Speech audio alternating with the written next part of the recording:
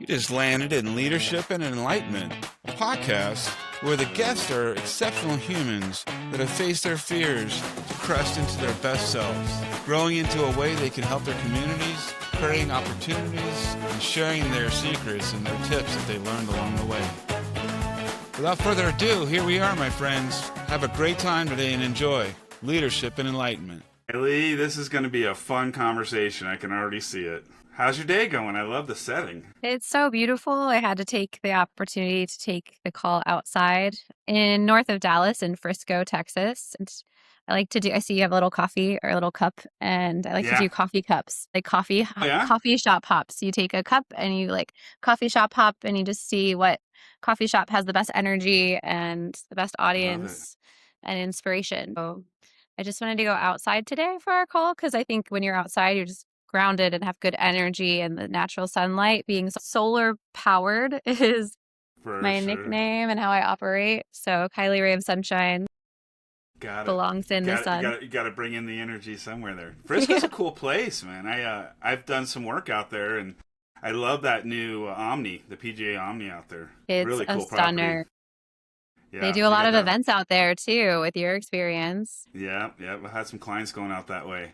Well, before we get into some of the, the events business stuff, let's learn a little bit more about you. Where did Kylie grow up? Where did she go to high school and graduate from high school? I was born and raised in Lancaster County, Pennsylvania. So a little southern girl in Pennsylvania. I graduated from Solanco High School, so southern Lancaster County. And right after high school, I moved south. I moved to Florida, the Sunshine State, naturally, and went to pastry school, which is the entry into hospitality. Yeah, a lot of entry points into hospitality, and that's one of them for sure. Where did you go from the pastry scenario? Did you get into the hotel biz?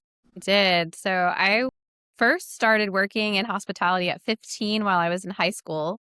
I had family that had a family-owned diner, if you will, and I was the hostess. And then I graduated high school, went to Florida for pastry school, and that's where I started as a server assistant at the Ritz-Carlton Grand Lakes, Orlando. Well, that's a heck of a start. I know the Ritz got you off the ground right. What did you learn working for them? Great question. Even from the very beginning, before I received the offer and got onboarded, the interview process and the level of standards of excellence for the interview process was absolutely impressive. It's not just here's a piece of paper and great, start tomorrow. I was in the lobby waiting to speak with the manager for a while, and then got upgraded to the next level of the interview. So back-to-back interviews. Wow. Follow-up calls. I remember back then it wasn't as intense as it can be in these days. It was probably a 2 or 3 week process for a server assistant role. This isn't a director of operations or a senior leader. Right, yeah. And so that level of standard or how they delivered or presented it was important. It was saying, come back again, we'll call you. I called the human resources representative, who's still a friend of mine to this day. I called her every Tuesday at 1 o'clock, like clockwork, to say, what's the status of my application? I'm still interested. And then they were going through the process of their selection process. And eventually I got in. So I thought a lot of lessons from even before beginning within the brand was from the standard of excellence. I was introduced to the brand with my father, who would always be the platinum elite titanium status, was always a top traveler, would always choose to stay at the Ritz-Carlton. And when I was younger, early teens, he brought me to Philadelphia, not far from Lancaster, where I grew up. And we got to stay at the Ritz-Carlton Philadelphia. And it was just an unbelievable experience that introduced me to that level of standard very young. So naturally, when I went to pastry school in Orlando, there was the Ritz-Carlton Grand Lakes, Orlando. I had my eyes on it since the very beginning. I knew going to pastry school, I was going to work there. I didn't know in what capacity, but they happened to have an open position. I went through the patience, the discipline, the resilience of still being true. If you want something, it might not just be handed to you right away. To stay true and keep following up. I love that landed lesson me stayed a role. with you. Yeah. I bet you that lesson stayed with you. How long did it take you to kind of realize that you were in it to win it, and this was something that wasn't going to happen right away, that you were going to have to kind of dig in a little bit? I think We were just talking earlier too, our last conversation was talking about like being patient and letting things flow so that it could just happen. I don't know where I fully learned that from, but I think in that case scenario, it was the same. It was saying if it's meant to be, it will be, but not just letting it go without any action. I think that being able to say what is meant for you will present itself at the right time. And we were talking divine timing. I think that that is believing that you will end up where you're meant to be. And if it's not, are you okay to give yourself grace and let it go? Ooh, yeah, Knowing that something better is on its way for you. So maybe yeah, your written picture and your vision board and what you have planned, if that didn't work out, there would have been something else down the yeah. road that would have presented itself. I got shivers when you were saying that because I love this ability now to be able to hear all these stories and I align myself within these stories and realize some of us we got certain talents that were given to us naturally and some of us had to learn these talents. It's kind of that idea of the human design, and to realize your gratefulness on the front end rather than where I've had to realize it on the back end. There was still the same faith involved, but I went through it with an anxiety like I had to achieve. And it feels like you went into it with the idea that you were going to expand and you were going to be bigger. And those two things are different. I had to learn the difference between them. What do you see in the difference in those two ideas? There's definitely two. And let me be honest, is that example was so long ago. I look back on my younger self and many people say, what would your current self tell your younger self? Sometimes I think mine's reversed. Like, what would my younger self tell me today? Like, drop the fear, drop the anxiety, drop Yeah. the in the world that we live in, there's so much like, let's just add more worry and fear and Mm-hmm. uncertainty. And that message right there, maybe that's what I needed to hear today. Mm-hmm. The younger version of myself is now telling myself to not be so worried and just fully believe and let I go. agree. I agree Yeah. because you're tuned into your natural spirit. I like to say it was my 8-year-old self was the last time I can remember being completely free and living within the energy that I would wake up on a Saturday morning with the sun shining and I had to mow the yard was my biggest problem in the day, and that connection of truth where you had friends that you didn't consider how they thought of you. You just reacted and acted and were yourself. I think that that's been the work I put in over the last 7 years to get back to that peace of heart that you were fine back then. There was nothing wrong with you, these vices and all these things. I know that the Ritz Carlton brand kind of launched you into the idea of yourself. I know you have a stronger presence than where that was. And I'd love to hear more and have the audience hear more of how you kind of graduated into the life you're in now. It's been really neat to hear how you see it and see through your eyes. Thank you. I love the see through your eyes perspective. A lot of people say, can I pick your brain or pick your ear or pick something? But choosing to see through the lens of my eyes, I like that perspective because perspective is everything. And each of us have our own perspectives of how we're looking at things. And so coming from server assistant at the Ritz-Carlton Grand Lakes, Orlando, I had the blessing to grow to general manager of a luxury boutique property by 30, which happened to fall right around the same time as COVID, the pandemic. Post-pandemic, I transitioned into more entrepreneurial ventures of what I call service with a smile programming as a hospitality experience expert, strategist, consultant, fill in the word. People always have names for everything, but I introduced myself as a hospitality experience expert and help with suggested solutions and strategies to help elevate service-based experiences across America, the Caribbean, and beyond. So it has my career with the Ritz-Carlton has been such a solid foundation to who I am, how I operate, and core values. I think something worth sharing with your listeners and your audience is also um, the core values that we talked about on previous calls, you and I, and said about how the standards of excellence are actually hidden affirmations. If you ever see the Credo card, the Ritz-Carlton Credo card is 12 service values, and they all begin with I am. And I can still confidently quote it like this because I Mm-hmm. was conditioning myself to live with those standards in and out of the workplace. So I think that's really been a core foundation of who I am now and how I operate. I love that. I think it's the time is perfect right now. I have been studying this observation, and I don't like to call it the pandemic era, but there's less words that we can use about it. But that section of time reset the events industry in a way that created this huge delta of wisdom in the middle of service. And I see this through the idea of the past role I had.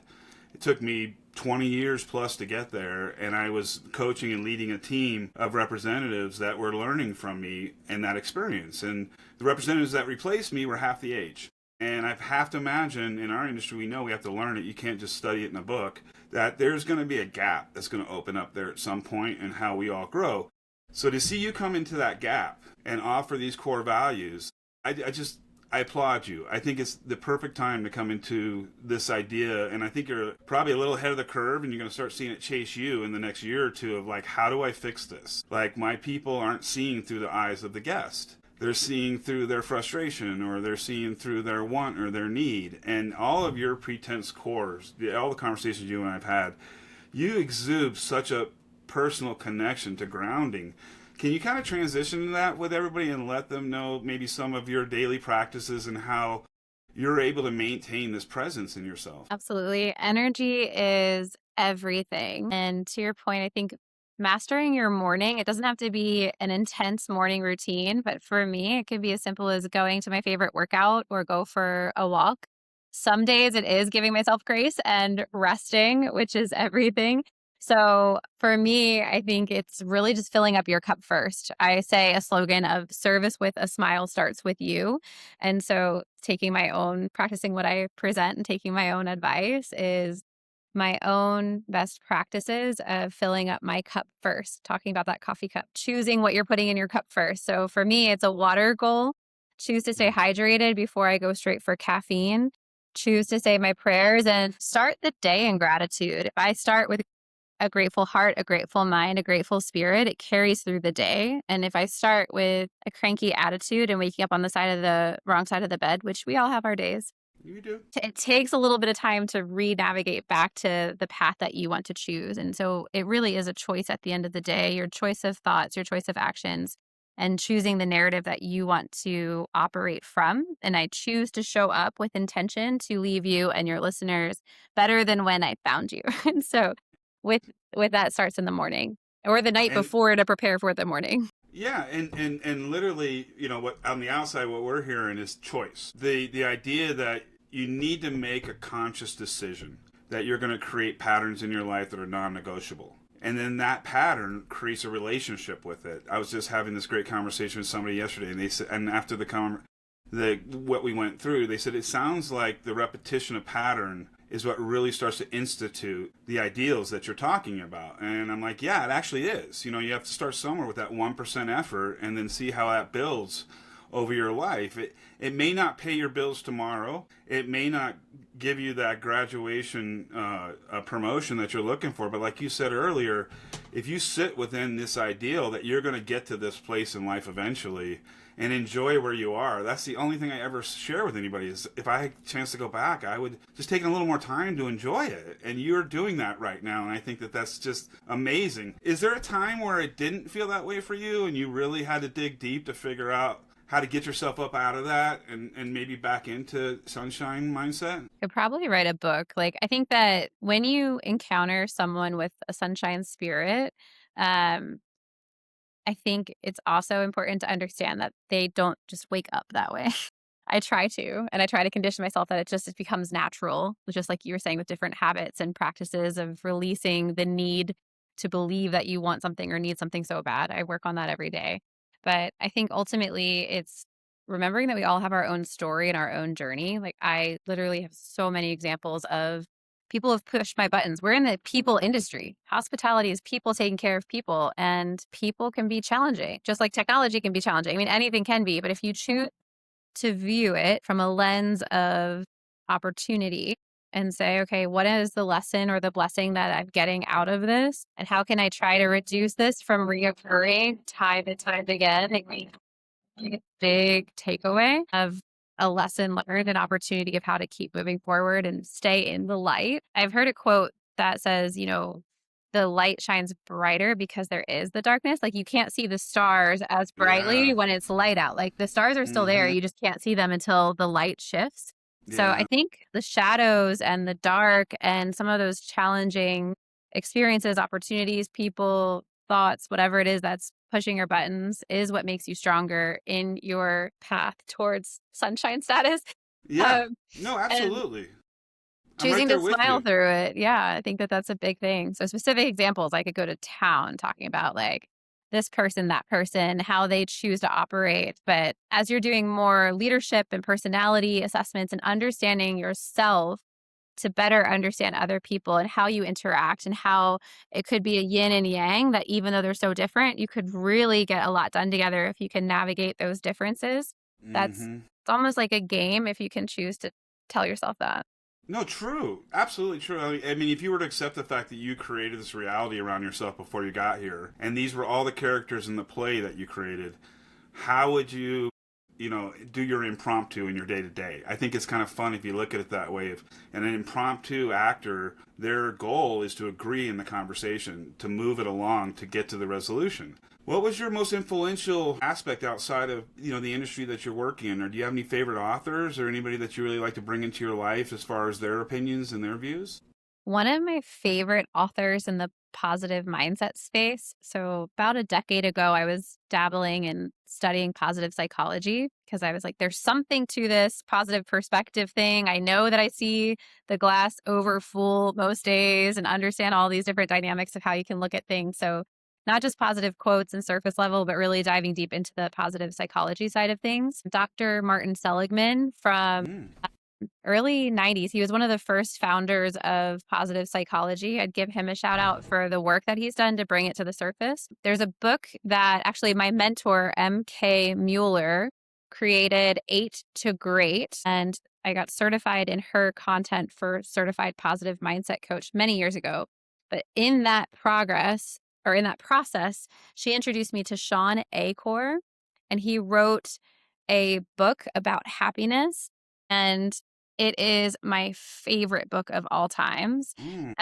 And he has a TEDx, I'm pretty sure it's TEDx, or he's been on stage talking about that same context of some of his stories. And I just think that the way that he presents his perspective and his story of going to Harvard, I believe, if I'm not saying that correctly. His book is called The Happiness Advantage. And it really leans into this of the choice is yours. What are you choosing Right. to believe in? And has some very humor attached to it, which I think is healthy Cool. to be able to laugh through things. John Acuff is a great author. If you ever meet him, he is the human who is writing the books, and you can read it. You can read his personality through his books. Mm. And he just shows up authentically. So I really respect that. He's I a good one love to reach that. out to too. And LinkedIn, he'll post things and his team is Oh, yeah? great to work with. Yeah. And that's John. What's his last name? Acuff, Acuff, Cool. I'll look him John, up. Jon. Yeah. He's in I North Carolina, I think. Awesome. Yeah, Yeah. this is the time and the age of conversation around these topics to me. I run into more mere representatives like yourself that have done the work and have that cup full and are able to give back because they have now realized what they sit within is not necessarily exceptional. We're all the same. It's just you have a compassion now that everybody's going through the same process. And we sit in a place where somewhere we were gifted this ability to start to be introspective and see like within ourselves, like, hey, there's work to be done in there. Like you're reacting a certain way to something. My mom this weekend, she's in her stage of dyslexia right now, and she lives with my wife and I, and we've got this great routine, but you can't count on it. Like you could have a beautiful evening and the next morning it could turn south and you don't even know why. And she naturally pushed buttons with me that she would have pushed with a male or her son at 8 years old. And I responded inside in fury. I went from A+ mindset to absolute fury in a moment. And all she said was a simple thing: I don't want to talk to you right now. And that set me back like I was 8 years old. And my choice was to leave. I'd said, I'm going to get out of here and go work through this, because whenever I feel a pain point, I get excited, like, oh, there's something in there I can find. And I just constantly ask myself why until I get down to it. And I usually find it somewhere in that 8 to 10 year old lifestyle. Somewhere in there, something affected me. It hit me the wrong way. I had asked her to go do something and she said no, or because I said so. But I realized that responsibility at that moment is not to get upset with a person who doesn't understand where she's at and what she's doing. It's my work, and I'm being presented with this amazing gift that I get to go in there and find this. And I spent most of Sunday looking until I got there, and when I found it, it was like a game, like you said. Like I was playing this Monopoly game or something and trying to find the end result, and it becomes fun. You start to working on yourself could be a lot of fun. It could be a lot too. And I think from a personal development perspective, but it also applies to professional. Something that I'd like to highlight, you just said, maybe you've done this before. Have you read The Toyota Way? No, I haven't. So this is geared towards more service with a smile, service-oriented systems and processes. But if you're, whether personal development, as you just shared, you said you say why, till you get to the root cause. And the essence of that is the 5 whys framework to ask, why did this happen? So when I'm doing consulting projects and we're identifying areas for improvement, we'll say, why did this happen?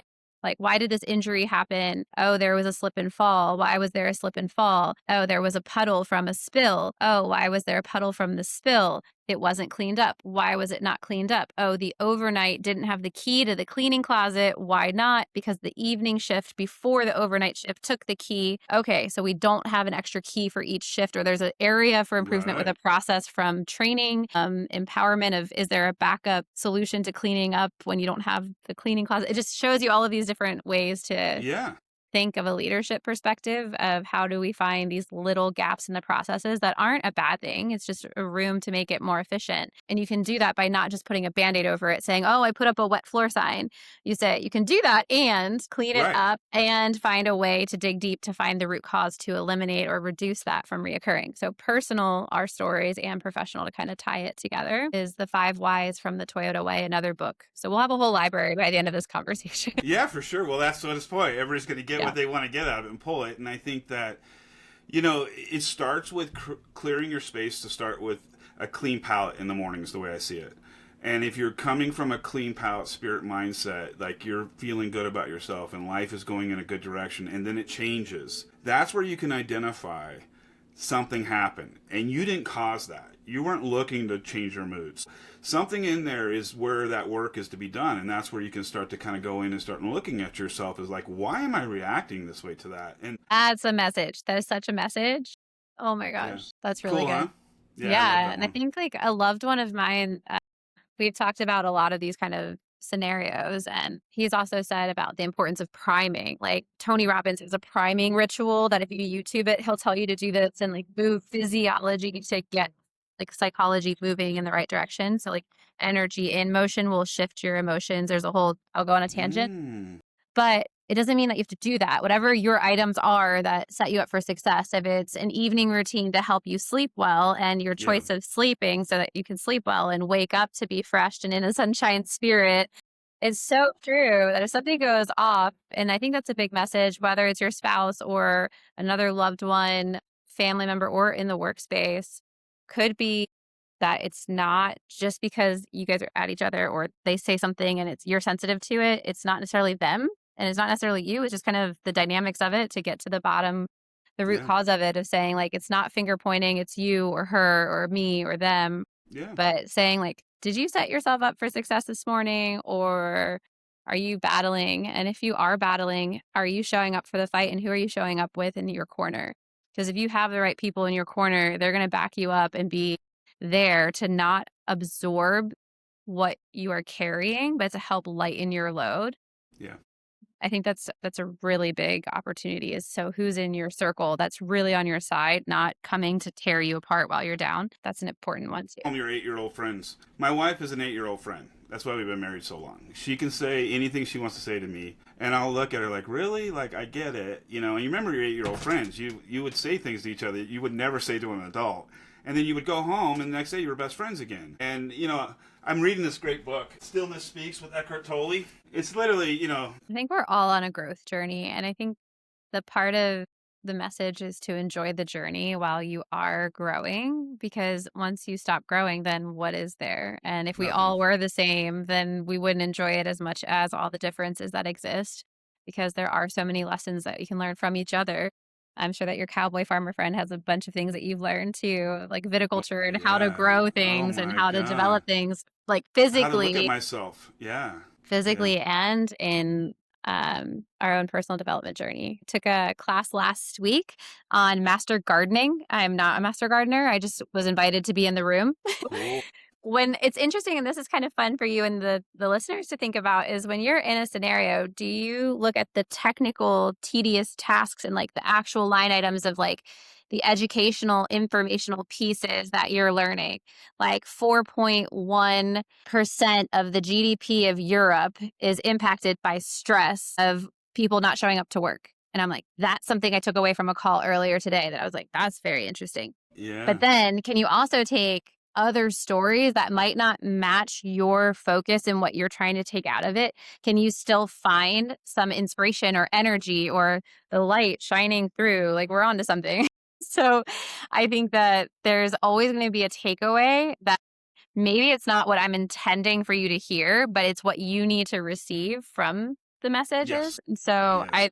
I'm excited to see what the listeners take away from our conversation, because I feel like you and I always walk away with I know. no. It's so interesting. And we're staying up respectively at a level that we're not going too deep on so that everybody can kind of tune in. So I get where you're going on that. And I have also, I'm holding on to that too. I'm realizing like releasing into not thinking about what I'm going to say or what our conversation is going to be about is really allowing all the things we've talked about to become into fruition at that moment and be what it is. And sometimes the things you say, I'll think back on it like, wow, that was pretty direct. But then, you know, sometimes you need to hear things a certain way where you're like, it snaps you out of it. And you're like, oh yeah, I do need to look at myself. I am seeing this the wrong way. Well, my friend, we're getting close here. I want to make sure we get this in, though. Tell everybody where they can find you. I know that they're going to need you to help coach their team and get them back on top, if not recreate their whole organization at some point. You've got the chops, my friend. Thank you. Actually, perfect timing. On my name below is my Instagram handle, Kylie Rae of Sunshine. And I actually have an upcoming virtual web series that's live April 6th through the 10th, where we're going through my signature framework, the ultimate experience journey, inspired by a luxury hotel experience. So being able to go to my website or to my Instagram, you'll see my website through there. So Instagram's probably the most direct way to find me. But I'm the only Kylie Rae Fitzgibbons that if you Google me, you'll find me.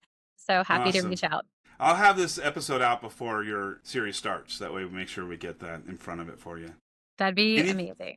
Oh yeah, for sure. Anything I can do for you. What do you want to leave the audience with? What's the one thing you want them to hear before they walk away today that they can take back with themselves? The low cost, high impact tool that we all have that we can use to boost our own mood and other people's is a simple smile. I believe a simple smile can change the world. So if you think you have nothing to give, share a smile. Additionally, consider yourself as an experience expert in your own way. Everybody is a hospitality experience expert, regardless of what industry you're in. I've proven this by working with a spa product distribution company. There's still service segments attached. So yes, my forte is luxury hotels, but regardless of you as the listener, keep in mind that if you have a heartbeat in your chest, which we all do, we're blessed to be breathing today, that you are a hospitality experience expert. And I pray that you bring your heart for hospitality to everyone that you cross paths with and start with a simple smile. Fabulous. It was great talking to you, my friend. Have a beautiful afternoon. We'll talk soon. Thank you too. Well, there we go. Another amazing example of the universe working in its magnificent way today. Appreciate you showing up and look forward to seeing you again at Leadership and Enlightenment.